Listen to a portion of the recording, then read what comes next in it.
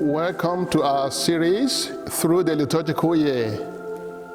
On December 14th, the Church honors one of its most revered mystics and theologians, St. John of the Cross. John came from a humble background, educated in a school for the poor and orphaned in Spain. He became a priest with a Carmelite order in 1567 when he was 25 years old. Over this period, he had proved himself an exceptional student with many intellectual and spiritual gifts. It was after celebrating his first Mass that John met St. Teresa of Avila, a fellow Carmelite who had begun a great reform within the order. Her reform was based on a primitive rule of intense contemplative prayer and poverty. John soon joined this reform movement and became one of its leading figures. However, this reform caused great tensions within the Carmelite order.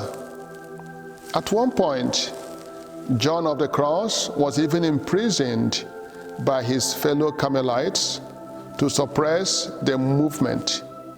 Locked away for 9 months with nothing but the solitude of prayer to console him, during this period, John of the Cross wrote the great mystical poetry for which he is most remembered today. John eventually escaped to a monastery in southern Spain, and from there devoted much of his life to theological writings and spiritual direction. The immense depth of John's prayer life is exemplified in all his writings. Therefore, he is especially remembered for his mystical writings, which explore the most advanced forms of prayer.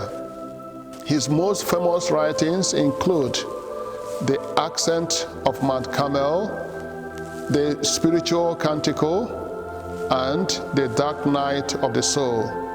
These texts detail the gradual purification and spiritual wisdom that one achieves through much prayer and contemplation. Over the centuries, these texts greatly influenced the Church's theology of prayer, eventually leading Pope Pius XI to declare John of the Cross a doctor of the Church. St. John of the Cross died on December 13th, 1591, yet he continues to serve the Church even to this day through his most powerful theology and life of prayer. I am Father Odoemena, and thank you for joining us for our series, Through the Liturgical Year.